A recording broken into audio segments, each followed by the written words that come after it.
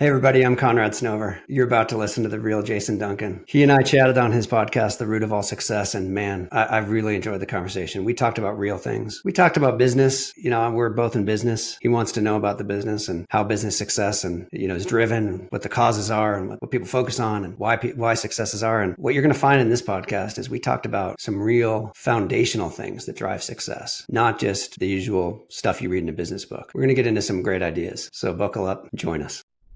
Welcome to the root of all success with the real Jason Duncan, a podcast that explores how the world's most powerful entrepreneurs unlocked success and how their stories can help you do the same.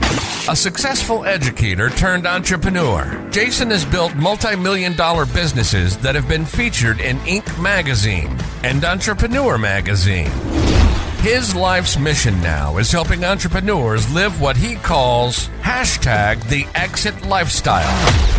Introducing TEDx speaker, mastermind leader, author, entrepreneur, cigar aficionado, motorcycle enthusiast, and host of The Root of All Success, the real Jason Duncan. The real Jason Duncan. Welcome back to another episode of the show. I'm your host, the real Jason Duncan. I have Conrad Snover with me today. One of the cool things about doing this show, as you know, as a listener, is I get to bring on people that in my normal walks of life I probably would never meet. And they're really successful, cool people. And that's why I love doing this podcast, because whether I have one listener or a million listeners, I get about an hour, 30, 45 minutes or an hour with some really great, highly successful people a couple of times a week. And so if nobody else gets benefit, I get the benefit. And I'm really happy to have Conrad on the show today. Let me tell you a little bit about who he is. He is the CEO of a company called Procurability. He focuses on client success, employee engagement, and culture, product innovation. He's got more than 25 years experience in strategic procurement and supply chain management. So we're going to get really into the weeds about that just a little bit, because I think it's interesting how people become successful in areas that most people didn't even know exist. There are industries out, whole industries like supply chain management and procurement that most people don't know. I've got one of my uncles works for a supply chain management procurement company here in Nashville, Tennessee area. And like, it's not sexy. There's nothing like cool about it from the outside looking in. But once you get under the hood, it's like, holy crap, this is really cool. So we're going to get into that. Conrad has consulted with numerous Fortune 1000 and global companies in a variety of industries, including gas, utilities, technology, banking, insurance, hospitality, healthcare, et cetera. He's on a lot of boards of different organizations that have lots of letters that probably, unless you're in the procurement space, you probably wouldn't know. But things like the USMA, UPMG, procurement leaders, and SIG. He's got a bachelor's degree from the University of Washington. And one of the coolest things about him, if you go to his website and look him up at procurability.com, you're going to see a picture of him on top of a mountain covered in snow. He's a former, retired sponsored athlete and a ski mountaineer, and he lives in Lake Tahoe, where he gets to do a lot of that. So Conrad, thank you for being on the show today, man. I'm really glad that you're here. I'm looking forward to this conversation. I'm fired up to be here. Thanks for having me. So I first want to talk about this ski mountaineering thing, because I think that's really, really cool. I've only gone snow skiing one time in my entire life, and that was at Paoli Peaks, Indiana, which is like fake snow, created snow. I think the elevation might have been 2,000 feet. I mean, we're talking not even a mountain. So how did you get into like ski mountaineering, and what the heck is ski mountaineering? What's the difference ski? First of all, that photo that you referenced on the website, that's from 14,000 feet. So it's a little bit higher than your experience. But, I grew up in Seattle. My parents were super into the outdoors, and we would spend every weekend driving out to the snow park, parking on the side of the highway, and cross-country skiing up a road, finding a little hill and playing on it. Literally from age of 2. And actually, it started before that. My dad would pull me behind him. He would just like lash me into a sled, and I would just like ride in this sled. And they were very focused parents, very focused outdoors people. So That's what we did. That's what I did. It's just, when that's what you do, then that's what you do. So as you know, it's where you grow up and what you're exposed to, and that creates a love for it. So that's, starting at 2 years old, that's what I did. And now super fortunate to live in Lake Tahoe, where I'm surrounded by beautiful peaks and the outdoors and people who share my passion. And that's what I spend my free time doing when I'm not chasing after my 11-year-old who's rapidly becoming a better skier than I am. Just cruising around here skiing. So what is ski mountaineering? What is that? It's a fancy word for climbing up the hill and skiing down it. I learned a long time ago that walking uphill is okay. I can do it, and it's like tolerable when you get the opportunity to ski down. What baffles my mind is people who climb mountains and then walk back down. I mean, why would you walk down when you could ski down? So it's basically walking up, skiing down. So you carry all your equipment, all your skis with you, so you don't take the chairlift. You make your own path. You go to the top and you come back down. No, yeah, it's proper mountaineering. You're out there. I mean, it's definitely it can get pretty sporty. It's definitely adventurous. Yeah.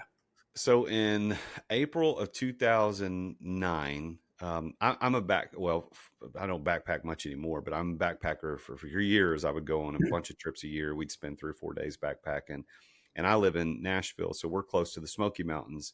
Highest elevation is like 6,600 feet. So we're very different than what you're experiencing in the Rocky Mountains out in Lake Tahoe. But what we deal with here is the same thing you deal with there, is the snow unexpected. Like snow can be expected. So in April of 2009, my brother and I met. He's from Atlanta and I'm from Nashville. We were going to meet and we we're going to hike up to Mount LeConte. And Mount LeConte is one of the highest peaks in Tennessee, and it is the oldest active hostel like resort in the entire Appalachian Mountain chain. And it's pretty cool. And they just celebrated their 100th year of operation this week. So it's really neat. And I own a cabin in the mountains now that I can see Mount LeConte. It's absolutely beautiful, but I digress. But my story is this. I didn't ski, but we got there to hike. We were going to hike 5 miles up to Mount LeConte and spend a few days, hiking on an Appalachian Trail and then come back. But when we got there, there was 2 feet of snow on the ground. This is in mid to late April. We weren't prepared for it, didn't have our gear, but we were like, we're doing it. So we went to the gas station and bought I think we bought a roll of duct tape and just duct taped our rain pants to our boots so the snow wouldn't get in. And it was the most miserable 5 miles of my entire life. So for people that choose to do that, like you, I don't know, man, everybody's got their thing, but more power to you. So I'm sure there's there's probably business applications of mental fortitude and pushing through, because I can't imagine hiking up 14,000 feet with skis on your back is a lot of fun. Just like sometimes building a business is not a lot of fun. Is there any tie over or tie in from what you're doing in mountaineering versus your building businesses? Oh, there's lots. How many hours do we have today? As many as you need. And let's come back to this after we talk a little bit about the company. And when I talk about my background, I'll talk about a job that I had working in the mountains that actually has direct relevance. I think there's the one thing that comes to mind when you're doing something very, very intense is a focus and being in the now. And it's not really a business focus. It's not really, nobody's going to I'm not going to give you any strategic business insight here, but instead it's more of a stoic message. I don't know if you meditate, and I don't know if your audience meditates or focuses on like mental preparation or mental acuity, but focusing on the now is very, very difficult to do. We're always worried about, oh man, I did that thing and that's going to have implications, and shoot, I've got that thing tomorrow, and oh man, what's going to happen if I don't do this by then? And right, this is everybody's brain all the time, constantly, right? We're always struggling with these thoughts. And what happens is it becomes a distraction. And what we need to do is focus on right now. What are you doing right now?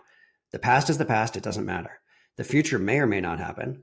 So what we need to do is focus on right now. What are you doing right now to optimize your immediate situation? So this happened to me the other day, a couple years ago. Actually, it was the day that photo was taken that's on the website. There was a pitch that was so steep. So let me set the stage. We're climbing probably 4,000 vertical feet from the car. We take a long meandering hike in. We get to the face, and we start to ski up the face. So the way you ski is you have um, skins attached to the bottom of your skis, and so you can, and your heel is released, so you can walk with your skis attached to you, so you don't fall into the snow, but then your skis have grip on them. And you do that until you run out of steepness, or until it gets too steep. Then you take your skis off, put them on your pack, and you put crampons on, the spiky, cool looking things that mountain climbers wear. You got an ice axe in one hand, ski poles in the other, or one pole in the other hand, crampons on, and now you're just going up. And it's basically, you get the right equipment, you're in good shape. Back to your hiking experience, you were miserable because you had the wrong equipment. There's no bad weather. There's no bad weather. There's only bad preparation or bad equipment. So people say, oh, this is dangerous. And scuba diving is dangerous. Hang gliding is dangerous. Mountain climbing is dangerous. Well, they're dangerous if you're not prepared, you're not trained, you're not skilled, you don't have the right equipment.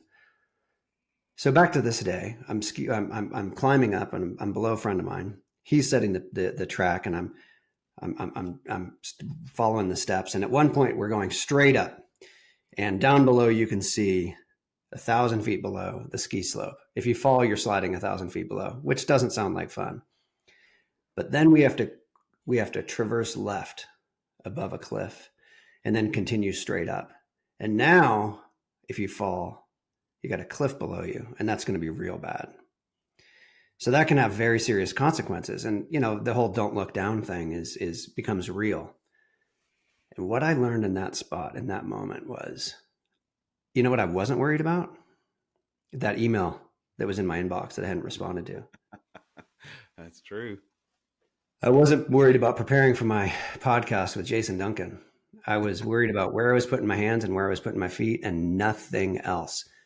I had never been more alive in the now, more present in that moment, that I was living in that instant than at that specific moment. So that was a mind clearing exercise. It was incredibly powerful, sort of meditative moment. So that's my connection for you. Wow. A little bit of a long story there, but no, that's really fascinating. I wrote down a couple things I want to dive into, but I can think about. I hosted a virtual happy hour with my mastermind and a bunch of other business leaders. It was about 4 or 5 months ago, and the topic of conversation started turning towards what we do for release, what we do for just disconnecting from the emails, like you mentioned, and the contracts that we're working on, et cetera. And what we discovered is that for most of us, there was some sort of adrenaline thing as men that we seek. So for you, it's mountaineering and skiing. For me, it's riding really fast on my motorcycle or driving really fast in my car. It's like going fast. Mm-hmm. And so others of us had different things, like they go water skiing, or they do skydiving, or things like. There's always this release. And I think it's because in that moment you're in control, but slightly out of control. Like you're trusting the process of the moment. And I love what you said, that there's no bad weather. There's just bad equipment. You're not prepared. So business, just like those other things. I mean, business is dangerous if you don't have the right equipment, and ski mountaineering is dangerous if you don't have the right equipment, if you're not prepared. So I love that concept of being prepared, because all I had was rain. I had frog togs. You know what I'm talking about? Like frog togs are like this cheap stuff that you wear. That's all we had for rain gear, and duct tape on what I thought was waterproof boots. So that made it dangerous. There was if you had visited me, if you had come to my house and I had outfitted you, you would have had a great time. Well, let's do it. I've been to 14,000 feet on Pikes Peak, but I've never been like anywhere else. I need to get climate acclimated or elevation acclimated, because man, when I got to the top of Pikes Peak, the lack of oxygen was bad for me. I need to do climatic, or what is it called, acclimation to that. Yeah. What feet, like, elevation do you live at in Lake Tahoe? What's the elevation versus where you were at 14,000 feet? I live at 6,000, and my sort of casual weekend skis are up to about 9,500 feet. So but it's interesting. I get sick at 12, and really? So I know this. And back to your question about what's the connection, there's no bad weather, just bad preparation. Well, in business, there's no if you prepare and you practice and you have contingency plans and like all that, then you're going to be fine. If you know that something is going to happen, if you know that things don't work out and you prepare for them, then you can get through them. So I get sick at 12,000 feet. I get a splitting headache and I feel miserable. So as soon as I get to about 10, 11,000 feet, it's super easy. It's like crazy easy. I just take two Tylenol. And then when I get to the top, I take 2 more Tylenol and I have zero problems. If I don't do that, it's debilitating. I get a splitting massive headache and I feel absolutely miserable. I can't focus on what I do. It's dangerous, but a very, very simple step can make that go away. Wow. Well, I think there's tons of business parallelisms here with what you're doing in ski mountaineering and these adrenaline sports that us men seem to get involved in. The preparation side of it, the release side of it, and also I think knowing your limitations. Building a 6-figure business versus building a 7-figure and low 7-figure like 1 to 5 versus building a high 7-figure 6 to 10 versus building an 8-figure versus building, those are all like elevations. And so many of us can walk straight up to, like you said, 9, 10,000, 12,000 feet, no problem. But once we cross that threshold, that's when things start going a little haywire. We have to acclimate to that new level. And unfortunately, a lot of us as entrepreneurs, we don't ever get to that point where we acclimate. I can build a 7-figure business. Things are going really well, but I can't seem to push past 6 million, 7 million. It's like it stops. And I think maybe that's what we need to think about is how do we acclimate that? And so what would you recommend for business people looking to acclimate to those new elevations of success in business? Yeah, it's changing your mindset, right? And I think, tying it back to, riding your motorcycle really fast, the reason, there might be an adrenaline release, but it also might be because you're focusing on the now. You're not thinking about your emails in your inbox and your mortgage statement. You're just focusing on hitting the apex of the turn and nothing else. I think that applies to your question here. How do you acclimate to the current situation? How do you break through? I think so. I've got a couple different ideas. One is if you think that if you're trying to do a little bit better, then you will do a little bit better. If you're at 6 million and you want to get to 8 or eventually 10, you're going to think about like, okay, I need to work 20% harder. I don't think that's the answer. I mean, I don't think anybody listening or any of your friends or any business leader is looking to spend 20% more time working. We got to figure out a different way to do it. So we had to challenge yourself to double the size of your business this year. Don't go from 6 to 8, go from 6 to 12. What do you need to do to double? Like give yourself such a goal that you cannot do it in your current situation. And you are forced to hire a new team, outsource a new project, bring in new resources that you hadn't thought of before, totally reinvent something that you're doing today. Something that is like tedious and transactional. How do you automate that? How do you get that off your plate? Look at the stuff you're spending your time doing that is a waste of time. Get rid of it and focus on the growth things. Like you got to not look for incremental gains, but look for big giant gains. And you are you going to double? Maybe. If you double, great. If you only increase by 50%, holy cow. I think there's some real deep wisdom in this. If people will really listen to what you're saying, I'm going to insinuate or assume some things, and you correct me if I'm wrong. But before you start your trip up the mountain, you have to look at the whole thing. You look at the whole picture. What's my route? How am I going to get up? Where am I going to walk to?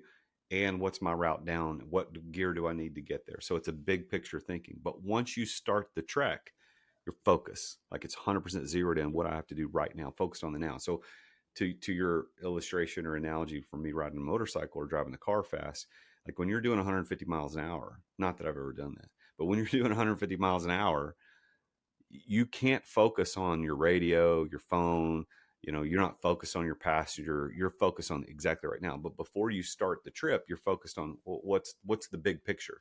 What vehicles are around me? Just like you'd focus on the whole thing. So in business, I think that's where a lot of entrepreneurs screw up.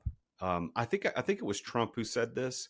as a businessman, not as the president, but he said he has this insane ability to zoom out and then zoom back in. Like I can't remember who was telling me this, but it was somebody who knew Trump. This is pre-president Trump. This is just back when he was normal, the Don, when everybody loved him as a businessman. But he said, when he attributed to success was he could look at a business from the wide angle, like the trek up the mountain, what's the whole route?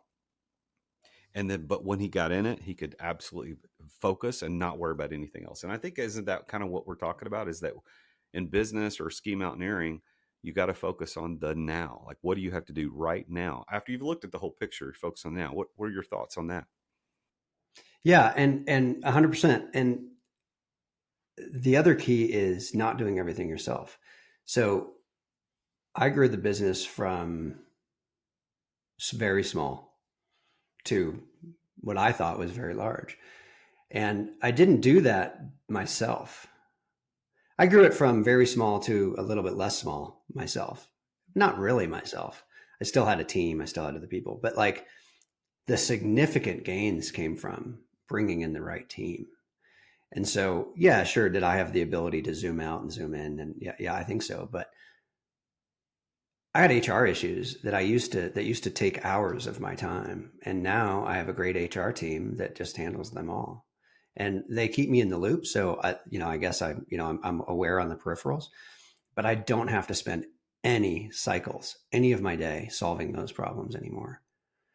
So I know when to engage and when to bring other people in to engage. And I think that's the key as well, is surrounding yourself with an effective team. I feel like this is a little bit of a cliche and I almost don't want to say it because everybody talks about it, but it's so true. Surrounding yourself with a good team, hiring good people to lead your business so then you can go lead the next business or acquire the next business or expand into the new industry. That's what you need to do. If you operate every day and you're running everything that you run today, and then you want to grow and run more things, you either have to say, I'm going to clone myself. I'm going to stop sleeping. I'm going to ignore my family. I'm not going to take any time for myself, or I'm going to hire somebody to do what I've been doing so I can go do something new and grow this other area or expand vertically, whatever the expansion model is. That is the other key to this, to my success, is hiring awesome people that I know when something happens, I'm like, you got this? They go, I got this. And then I'm done. I'm out. And I have utter confidence. I'm not like, oh shoot, hey, I haven't heard from you on that. What's going on? I don't do that because they've got it sorted. Yeah, that's part of trust, making sure you trust and empower your team to do it, which is what delegation actually really is. Well, let's talk about business, because you've built a successful business, Procurability, and it's in the procurement space, supply chain management, et cetera. Tell us really briefly before we talk about specifics, what is supply chain management and procurement? Like, because that is, like I said at the outset in the intro, it's like, it doesn't seem sexy from the outside looking in, but once you get under the hood, there's a lot of cool stuff. And it's really the way the world works. This is how we get goods delivered to us. Yeah. When you said it wasn't sexy, that cut me pretty deep, Jason. Well, you're sexy. So that's all we need, right? Oh yeah. Okay. That covers for it. So yeah, let's take a quick break to thank our amazing sponsors for making this podcast possible. As an entrepreneur, I know that you have to deal with sales on a regular basis. I mean, every entrepreneur does. And if you aren't paying attention to sales as an entrepreneur, you're not going to be an entrepreneur for very long. But I've got a sponsor of this show called Dub that helps you bring the personal back to sales. If you want to figure out how to improve content creation, improve client trust, improve your sales process, decrease the sales cycle, because we all know time kills deals. If you want to increase client bookings and increase conversions, you need to take a look at Dub. There's a special offer for Dub for listeners to The Root of All Success at therealjasonduncan.com/Dub, and that's DUBB. What Dub does, I've been using this for years. I'm a huge fan, and I'm so honored that they're our primary sponsor of the podcast. But they have helped over 60,000 businesses around the world communicate better, to make sales easier, to make sales more personal. And Dub is built for growing teams. I mean, you can set up video emails, you can set up custom onboarding, you can do admin reporting, anything you need around video and sales and automation. Dub is there. You can try Dub now. Your conversions to sales are waiting. All you got to do is go to therealjasonduncan.com/dub. And there you're going to get 2 weeks for free to try Dub. Plus, you're going to get 50% off your first 2 months of Dub. You can't beat that. So go check it out. Go to therealjasonduncan.com/dub. Thanks for listening to our sponsors. Now, back to the show. So let's talk about procurement and supply chain. I think you nailed it, right? Everybody has things surrounding them all the time that are the result of supply chain and procurement. You're wearing clothes that come from a different country. They were probably designed in yet another country. So maybe designed in one country. Let's just use an example. Your clothing might be designed in Italy. Sample was made in Italy. Your clothing was manufactured in Bangladesh. It was shipped to you in your house in Tennessee. How did it get from Italy? How did that idea from Italy get to Tennessee? It's the supply chain. So the supply chain is physical goods. Typically, people think of supply chain as physical goods. So you have design and engineering and drawings from Italy being transported to digitally now to a factory in Bangladesh. Well, who hired that factory? Who spec'd out the factory? Who made sure that people knows what they're doing? Who makes sure that they're actually not using, slave labor? Who makes sure that they're following, good labor practices, et cetera, et cetera? They manufacture what it is that you need. Whether they do a good job, do they ever make mistakes? Is everything tight? Do they follow the spec? Do they deliver exactly what was designed? Then what happens when they're done? They put it in a box. They put it at the end of the aisle. The forklift picks it up. What happens next? How does it get from there to your house? That's also the supply chain. And that's typically what people think of as the supply chain. It gets moved to a truck, to a boat, off the boat, to a truck, to a warehouse, to a train, to another warehouse, to a store's warehouse, to the retail store's warehouse. So, right, Target, like if it's Target, for example, it goes to the Target warehouse, and then Target says which store needs this product. They have demand from different regions, from different stores that says everybody in Tennessee likes this shirt, everybody in Tahoe likes this other shirt. So let's move these shirts there and those shirts there. Then you show up and you want, I'm a medium and you're a large, and the medium and the shirt that I want and the large and the shirt you want is in the place that you want it. That's the supply chain. And then procurement that supports it is the buying and the purchasing of those goods. So every company does this. Every single company is involved in supply chain. Every company buys things. That's what we help optimize. We help companies do a good job of that. When did you get involved in this business originally? It's my first job out of college. I worked for a large management consulting firm in New York. So I grew up in Seattle, like you had mentioned. I went to University of Washington, got a degree in business, and went to management consulting firm in New York, and showed up like bright-eyed and bushy-tailed, and was like, all right, what are we doing? Let's do this. Let's help companies solve problems. And they said, great, we got a procurement problem over here. And I'm like, what's procurement? and that was the end of it. Started doing it on day one and have been doing it ever since. So I always wanted to be a management consultant because I think it's a really neat career where you help companies solve problems across a variety of industries and a variety of problems. I fell into this strategic sourcing and procurement space. I loved it. The operational aspect of it, and stuck with it ever since. So when did Procurability start? So Procurability was founded in 1996 by the three founders. I was not a founder. I joined in 2001. The founders some of them were from the same management consulting firm that I was from, and through networking and other things, made the connection. And then I grew up in the company. I became a partner in 2007 and co-leader in 2017. And then we had a plan for me to take over CEO, which I did in 2022. Basically, co-led the company from 17 to 2022. Took over as CEO, and the other leader moved to chairman of the board, and then eventually retired. And now I run it myself. So it's been a 25-year journey for me, and it's been absolutely incredible. Well, you mentioned earlier that one of your keys to success was having the right people on your team, and I can agree more. I think that is a key to everyone's success. But is that the one thing? Like I always ask the guests, what's if you had to narrow down all the things that you've been successful at, and you could say this one thing is what helped me become successful, is that the key for you, or is there something else?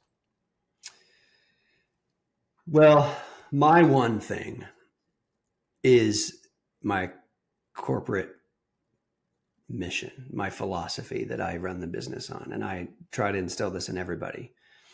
And I communicate this very verbally to all of our employees and all of our clients. I have two priorities and only two. And I only focus on those two. And the rest of it follows, because those two are, number one, happy employees. And number two, satisfied clients. So number one creates number two, right? If I've got happy employees and I'm managing people's careers in a way that they're fired up and interested in, they're like coming to work every day, they're going to do a good job and over deliver against what we told the clients we would do. That creates happy clients. But if I focus on the team first, the clients will come. So I don't ignore the clients, of course. Like we're not just, playing foosball and drinking beer all day. I mean, I'd like to, let's be clear, but well, maybe not every day. But if we focus on the happy team, then happy clients will come second. So to answer your question, is it surrounding yourself with the right people? Turns out it is, because focusing on the right people is exactly what's created our success. And when we crystallize this message, I mean, there were a number of things that happened.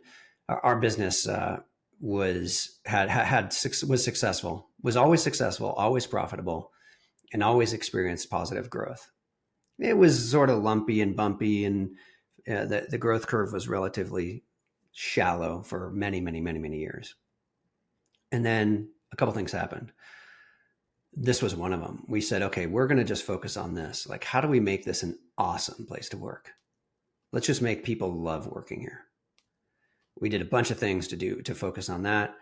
We had a service line expansion at the same time, where we figured that clients like us and like keeping us around as a result of those two focus areas. And that saw like monstrous growth for about 6 years. We quadrupled the size of the business in 6 years. Quadruple. Mm-hmm. That's big. It was bananas. That is big.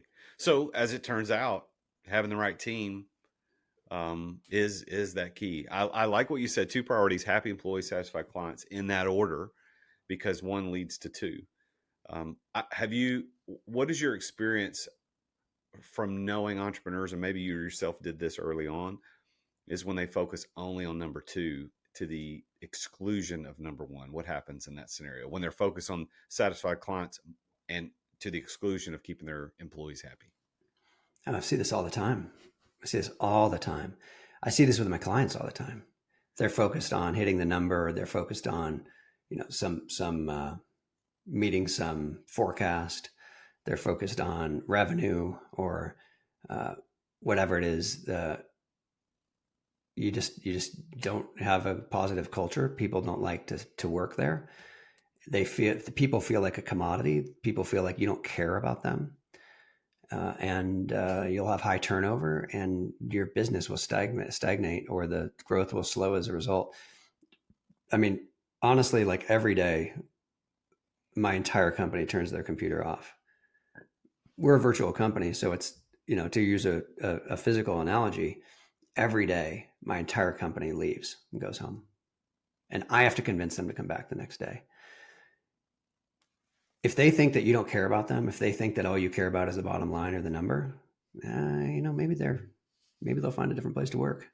And I can't afford that. I need the team. The team is like, we sell professional services. We didn't talk a lot about, we talked about supply chain and procurement, but procurability is a professional services company. That means I basically sell hours in lots of different forms, but I sell hours of work. Those hours of work are delivered by the people. I don't make a product in a factory. I sell hours, I sell people, I sell expertise and skills. So I need those people to be 100% fired up, dedicated, and enthused about what they do every day. If you don't have So, that, I'm done. well, and I would agree. So who are your customers? Who are the people that perhaps are listening to this show that say, "Oh, I need somebody to help me procure products for my company"? Who are the people that you are serving? My best customers, so every single company does procurement. Every single company buys office supplies, rents an office space, probably hires some contractors, hires some companies to do things for them, a marketing agency, a professional services firm. Anybody who manufactures something buys goods. Any company that resells things buys those products to resell them, maybe even stores them in a warehouse. Every single company does procurement. So every single company is my potential client. Anybody who feels like they don't do a good job of that, or doesn't know if they're doing a good job of that or not. Anybody who's like, man, I don't know how to manage cost. Like my margins are too low. I got to buy something at this price and sell it at that price, and I'm just not making any money. That's my client.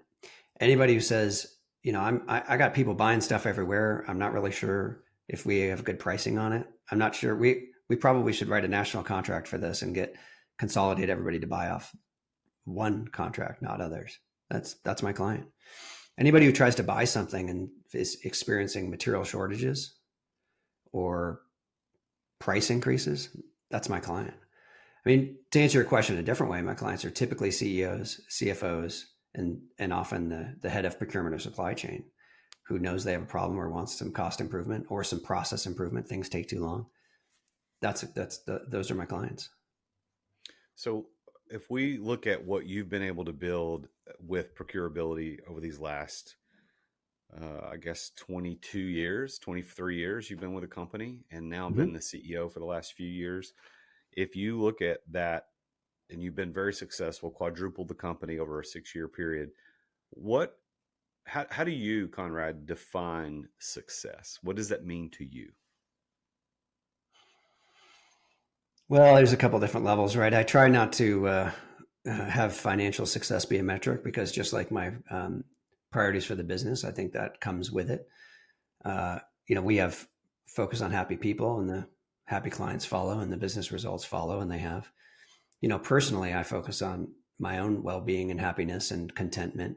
I focus on the same with the employees. And so, if I have people who are excited about their career and how they are progressing, then I see that as success. If I have people who have been with us for 10 years and longer, that's successful for me. People who see this as a great place to work and a place to build their career and a family.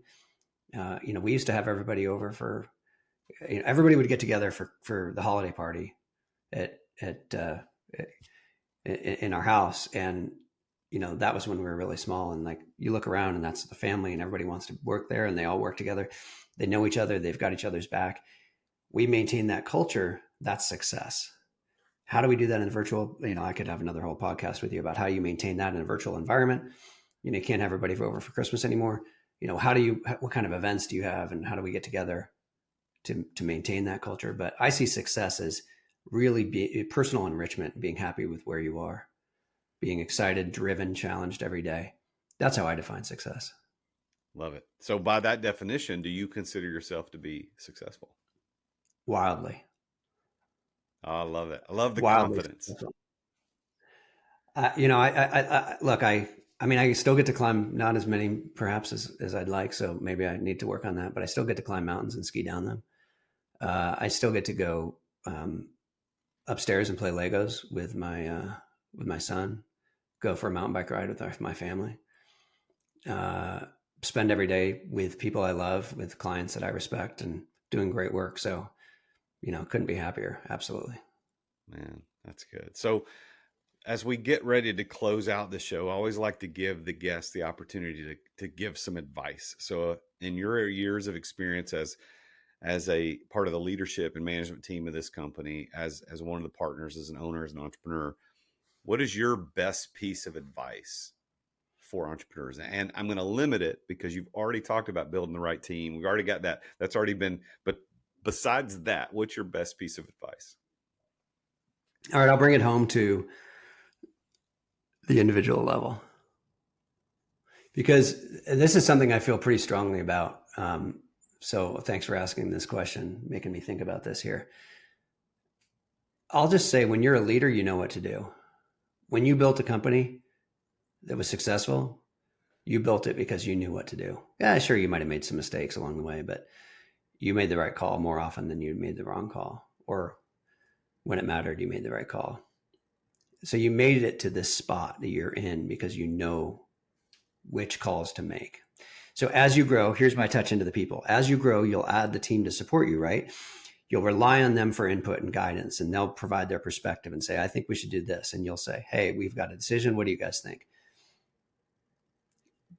Take that advice, take that guidance, but make the decision that you know is right. You know how to make the call. So don't get into the situation where now you defer the judgment to the team. Still make that call. Don't make the call on the stupid stuff that doesn't matter anymore, like the HR example I gave before, some challenge that somebody else is going to handle. Like, I don't need to go make that call. I'm talking big decisions. I'm talking about big decision making, the vision, the leadership. What are we going to do about this big situation that we have in front of us? How are we going to make this big decision? Bring in the team, get everybody's feedback, but then you make the call, because you know how to make the call. You've made it so far, and don't forget that you know how to make that call. Mm. And you know what? This goes back to something you said earlier, is that you have to trust your team, and you got to trust them to do the right thing and to make good decisions. But when it gets to that vision level, that's when you step in. That's our job as the leader. Our job is to step in for the big stuff. And I'm really glad, Conrad, that you said that, because so many listeners, so many entrepreneurs out there are so involved in the weeds of daily operations and making the decisions on, for example, what we're paying for packs of pens. Like, they're making those decisions. They lose all time and ability and energy to make the decision on, where are we going to go 6 quarters from now? What's going to happen around the bend? You can't focus on that when you're focused on the cost of pens. That's Which right. is a good segue into just use procurability. Let them handle all that for you, and you could focus on the big stuff. That's exactly right. And then you said something that made me realize that there's one more message in this, is that trust. You've said trust several times today. You hire a team that you trust and that can execute the vision. My closing thoughts there: you need to develop trust, and obviously you have by this point, their trust in you, so that when it comes time to make that call, you'll take their advice, and then you'll make the call, and they'll know that you made the right call. 100%. One of my mentors taught me one of the universal laws called the law of hindrance years ago. And the law of hindrance states that if you're being hindered from success in any area of life, whether it's financial, physical, emotional, spiritual, relational, whatever it is, the cause for that lack of success could boil down to one or two things. That's it. Lack of trust, lack of discipline. That's it. And so if you're having trouble in your business, maybe it's one of those two or both of those things. And what the theme of what you've talked about today is focusing on the now, which is trusting your equipment, trusting what you've planned, trusting to go through. And it's also the discipline to be prepared. Isn't that cool? Like, that's what we talked about today, the discipline to be prepared. Because like you said, my experience hiking up Mount LeConte was miserable only because I wasn't prepared. I didn't have the discipline to be prepared ahead of time. Although in my defense, we didn't know it was going to be 2 feet of snow until we got there. But Conrad, I want to say a big congratulations to you on the success and the longevity. I mean, you and I are probably the same age. You got a Beastie Boys and Pearl Jam book on the shelf behind you, which indicates, we're both Gen Xers and that's the music we grew up with. And so congrats on having the longevity in that business and sticking around for as long as you have. Congrats on your role as CEO and what you're doing to lead procurability and all of the success that you've had in working on these boards. So you've done great, man. Well done. Congratulations on your success. And I want to applaud you. So I'm going to give you the last word on the show today. Is there anything you want to say at all to the listeners? And of course, we will let everybody know how to get in touch with you on social media at the end. I'll just wrap it up, kind of highlighting a couple things that we talked about. But first of all, thanks for having me.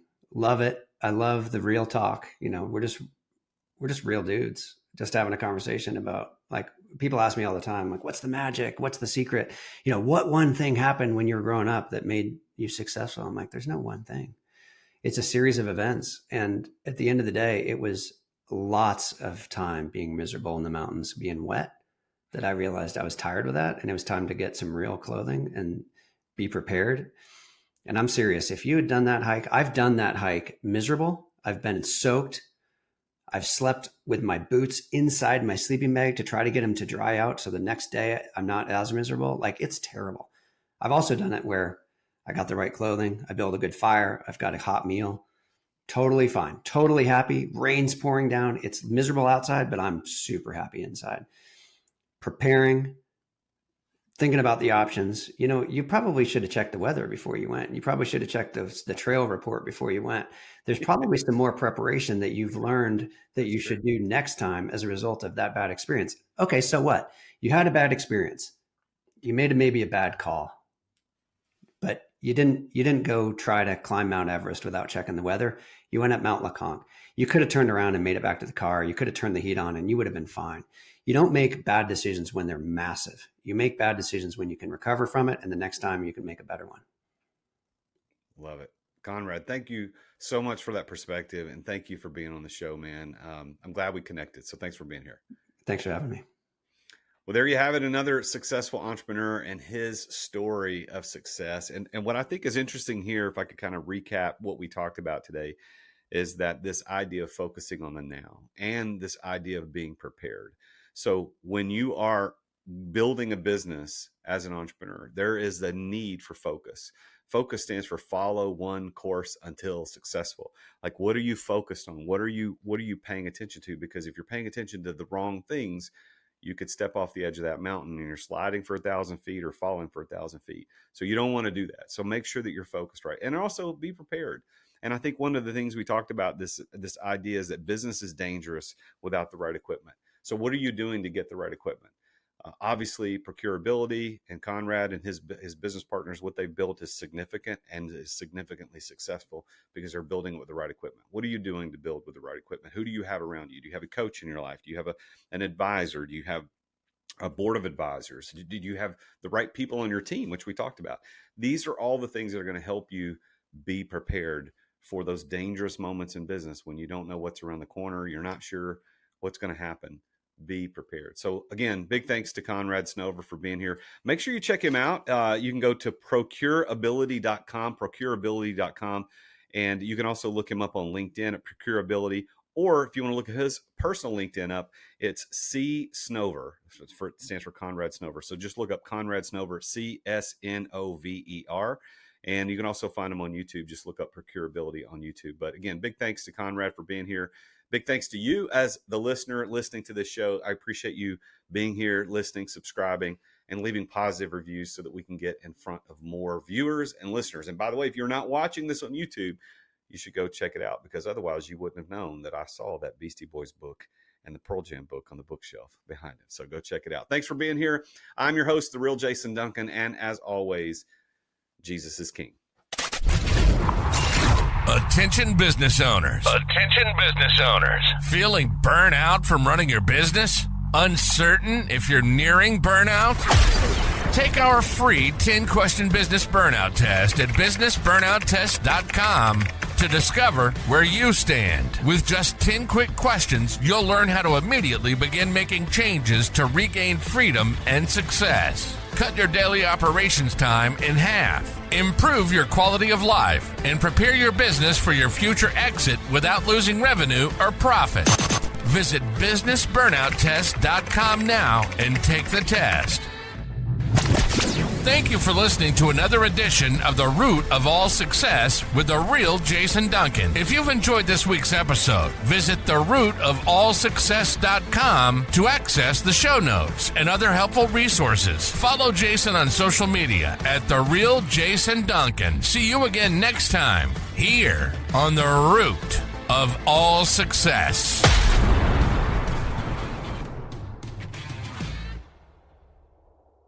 This podcast is a part of the C-Suite Radio Network. For more top business podcasts, visit c-suiteradio.com.